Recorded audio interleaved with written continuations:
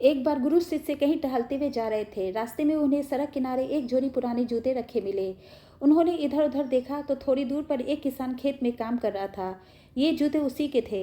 यह देखकर शिष्य को शरारत सूझी और उसने गुरुजी से कहा, गुरुजी, क्यों न हम यह जूते कहीं छुपा दे। जब किसान आएगा तो बड़ा मजा आएगा। गुरुजी ने कहा, किसी को परेशान करना अच्छी बात नहीं, बल्कि जूते छुपाने की बजाय हम जूतों में एक एक चांदी के सिक्के डाल देते हैं। फिर पास की झाड़ियों में छुपकर देखते हैं कि क्या हुआ। जूते में सिक्के डालकर दोनों झाड़ियों में छिप गए। थोड़ी देर बाद किसान वहां आया। जैसे उसने जूते अपने पैर में डाले, उसे जूते के अंदर कुछ होने का एहसास हुआ। उसने देखा तो चांदी का सिक्का जूते में था। किसान ने आश्चर्य से इधर उधर देखा, लेकिन उसे कोई दिखाई नहीं दिया। उसने सिक्का जेब में रख लिया। फिर उसने दूसरे जूते में पैर डाला, उसमें भी एक सिक्का निकला।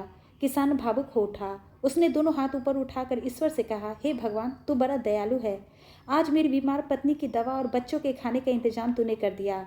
आज मेरा विश्वास दृढ़ हो गया कि तू सबका ख्याल रखता है। यह कहकर उसने अपने आंसू पोंछे और किसान घर चला गया।